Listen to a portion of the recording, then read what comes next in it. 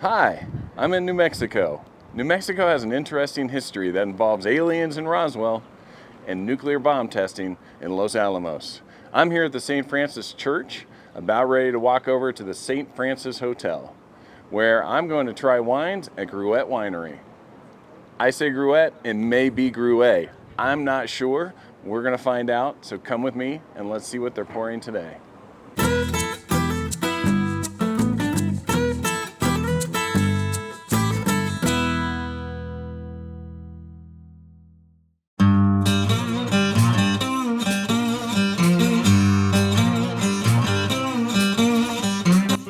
Sparkling wine is always welcome. And that leads us to Gruet Winery in the St. Francis Hotel. The history of Gruet actually goes back to Bethune, France. Gilbert Gruet, along with his wife Danielle, founded a champagne house, Gruet et Fils, in Bethune in 1967. In 1981, Gilbert toured the U.S. in search of a location to make sparkling wine. Upon traveling to New Mexico, he decided to call it his U.S. winemaking home. In 1984, two of Gilbert's children, Laura and Natalia, relocated to New Mexico to start making wines in the U.S. In 1993, Gruet opened its own wine tasting facility at his property in Albuquerque. It wasn't until 2016 that Gruet opened its tasting facility in Santa Fe. All along the wine production journey, there have been a clear focus on making only the best sparkling wines the U.S. has to offer. Gruet has managed to develop a sterling reputation by winning the Yarden Trophy at the International Wine and Spirits Competition in London, as well as being named the number 43 wine in the world by Wine Spectator in 2011. All of this, and Gruet has still managed to keep its wines affordable. That's enough history. Let's get this sparkling show started. Oh, wow, look at this beautiful. Yeah, we're going to share these. Thank you. I do recommend starting with the Gilbert flight then if we're sharing. We're Oh, gonna go okay. left to right. Great. These are more mineral forward, then the rosés are more fruit forward. So I'm going to grab those real quick. Okay. Wow. That's gorgeous. I like Good that. 3-ounce pours. So we're gonna go with the Blanc. The Blancs first. Oh. So is it Gruet or Gruet? Gruet. Gruet. Yes, Okay. it's fresh. I figured it was. Yeah, thank you. Oh yeah, it's got definitely green apple brioche. It's beautiful. Let's just play.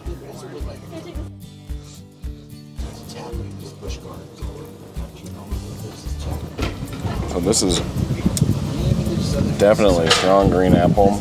I'm gonna put this underneath here because the wind is blowing. So I need to. Here we go. Green apple.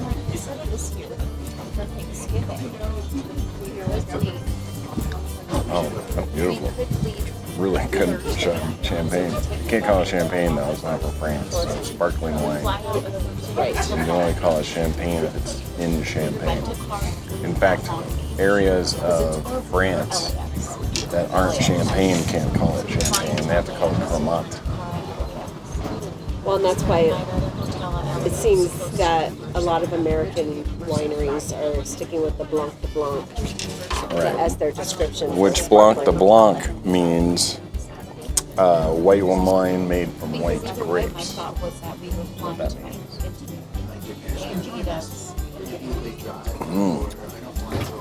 That's a good start. Santa Fe patio. Yeah. I like that. It's not really. See, that's one thing I don't know if you agree, but I don't think I would ever classify a sparkling wine as a patio pounder. Because you can't really pound a bubble wine. No. It kind of dictates. You gotta. It takes me quite a while to drink one. Yeah. flute. You gotta kind of take your time on it and enjoy it. And we've been experimenting at home where we don't do the flutes anymore. Yeah. We just do it in a regular wine glass. Seems to be the new trend for bubbles and champagne. So don't be afraid at home to just pour your champagne into a regular glass. Also, I've found I like it a little bit warmer than I usually serve it. This is, I noticed, like not chilled. This is probably about 50 degrees Fahrenheit, if I had to guess.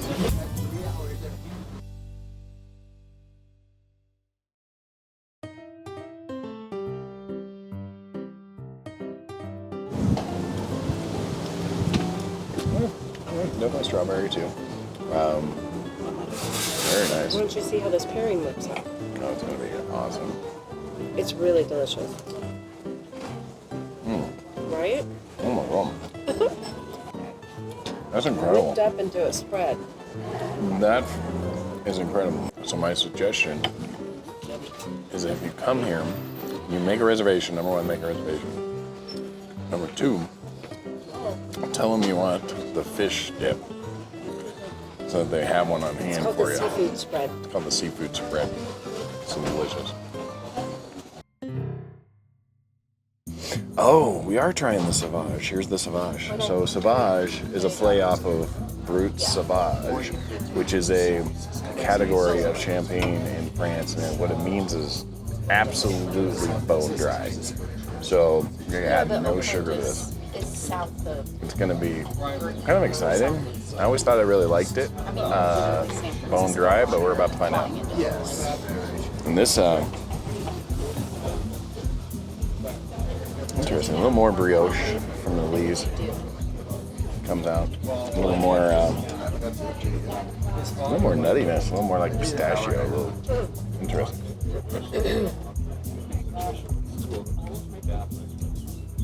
That is bone dry, high citrus. So it comes up really tart. This comes up really tart because there is no sugar. But I can see why people love that wine. It's good, but it's tart because you don't have that sugar. Yeah, it's super tart. Yeah, super tart. You may have that. You know, people think they like bone dry, but they actually what you like usually is Brut, which is supposed to be dry. That's what we usually buy. Right. So.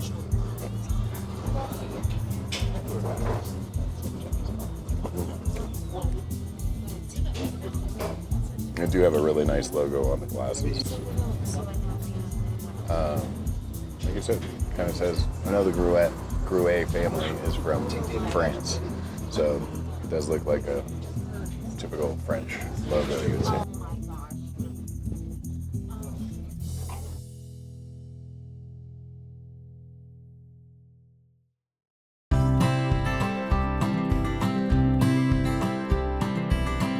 Santa Fe, New Mexico is a vibrant, artistic city that carries the international recognition of being a UNESCO Creative City. This designation is used for cities that drive innovation, investment, and prosperity in a range of arts and creativity. One trip to Santa Fe and you will quickly realize how much the community has embraced different cultures in art. The city of Santa Fe, which means Holy Faith, was founded in 1610 and was named for St. Francis of Assisi. In fact, Santa Fe is the oldest state capital in the United States. Santa Fe is known for its food scenes. I like spicy food, so this is just the place for me. The New Mexico style of red chili is world-renowned and unique to the area. For those of you that truly like spice, I suggest Tomasitas, one of Santa Fe's oldest restaurants currently located at the Santa Fe Rail Yard. It's an appropriate location for the historic restaurant as it sits at the station for the train line once referred to as the Chili Line and ran the 7 hours from Manzanito, Colorado to Santa Fe.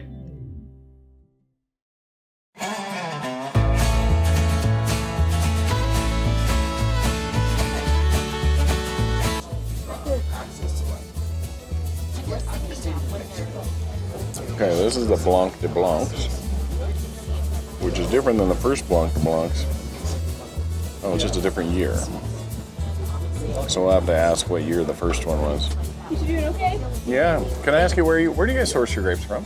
Yeah, so our Pinot Meunier grapes are going to be grown here in New Mexico. Okay. We do grow some Chardonnay and Pinot Noir, but for our bigger rosés, Brut, they're going to be grown in California, Oregon, and Washington. Gotcha. Okay, great.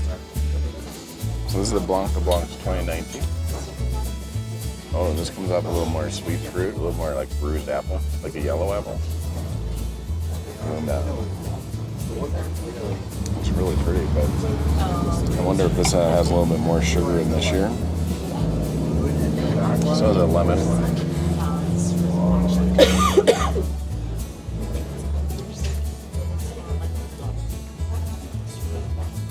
Oh yeah, that almost goes like a, what do you call those? Yellow apple. I don't know. Washington's got lots of apples. They do green apples, they do red apples. I got a shot with rock salt, stealing an apple out of an orchard that was right behind my house. Wasn't supposed to be doing that. I like them. Yellow delicious? Yellow delicious. I think it is yellow delicious. Or is it golden delicious? Oh, golden. That's what they call it. Golden apple. Well, don't pound that one. I'm not. So we can go back and revisit because this is the Gilbert. It's French. Gilbert, not Gilbert. Gilbert. This is the Blanc. The Blanc's 2015. The reserve. And oh my, a brioche. These are on the leaves for a long time. So this has got brioche, yogurt, lemon curd, lots of white flowers.